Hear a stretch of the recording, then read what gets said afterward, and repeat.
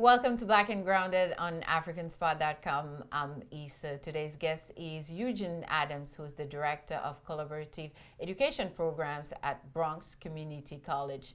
Eugene Adams is also a community activist and a youth advocate. We'll be talking about the challenges that African students face when they come to the U.S. to pursue higher education.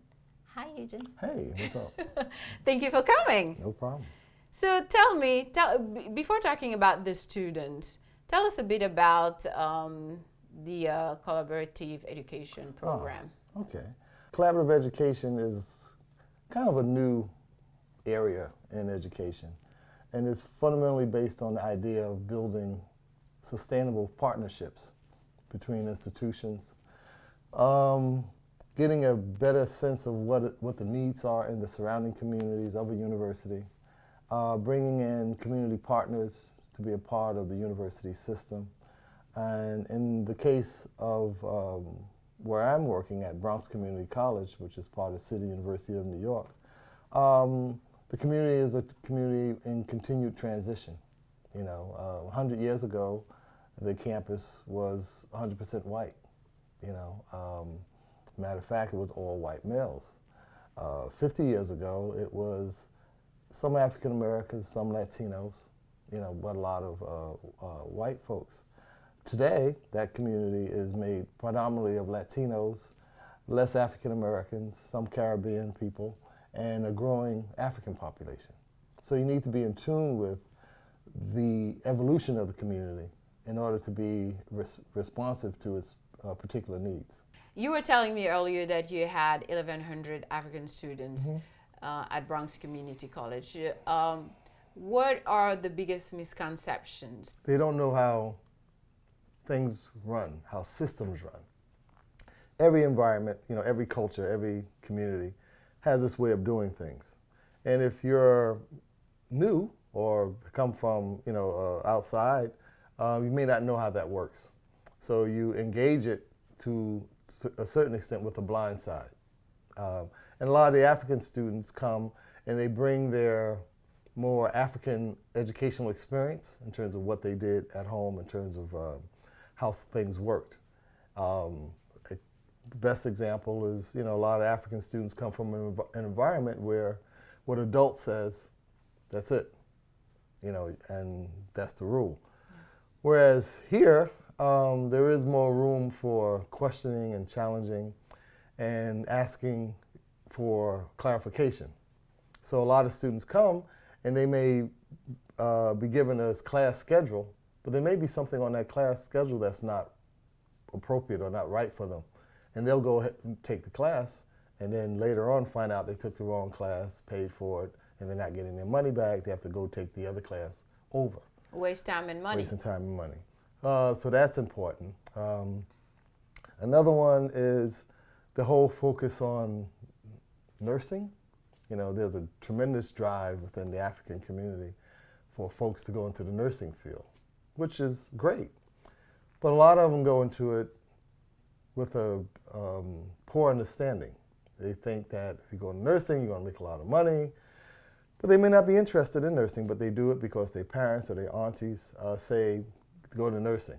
Yeah. And they wind up becoming, bad nurses, as well as just individuals who are not really interested in it. And it creates a whole nother series of challenges. There are great African nurses, of course, but if your motivation solely is because someone said that you should do this, or solely because of the money, it may create problems later on. And you have parents trying to live their dreams through their kids. That's one thing, and also many parents will want their children to be either doctors, lawyers, or a lot of that. So it might not be necessarily what the child No, wants. believe me. On a regular basis, I have students who come to my office and engage me around this whole nursing question. And they say, I don't necessarily really want to do this. And I've had kids cry and, have very, very, stressful times through this. again, a lot of it is information and knowing how things work. And a lot of times the parents are trying to be parents. They're trying to give the best advice they can. But even in those cases, they may not know how things really work. So again, an example of a father who brought his 2 children to the campus, and they were 16-year-olds. They had graduated high school a little early. So he enrolled them in college, and of course, he enrolled them in the nursing program. Well, I met with the father and said, well, first, if you had kept them in high school for another year, they could have taken free college courses as a high school student. Oh, really? Right, through a program called College Now. Second, the kids did not want to be nurses. The boy wanted to be a graphic designer, and the daughter wanted to be a business person.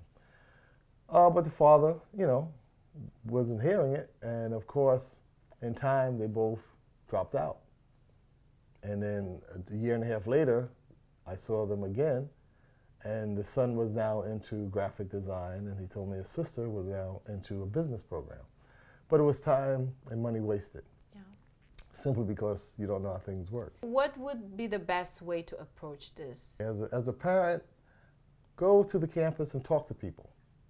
Well, you see, when parents are in Africa, they don't necessarily... Right, I know it, but you're not in They Africa. can't come and... you know how the visa situation is first, No, and right. sometimes even money-wise. Right, but I'm saying, no one is concerned with your status if you just come and ask a question.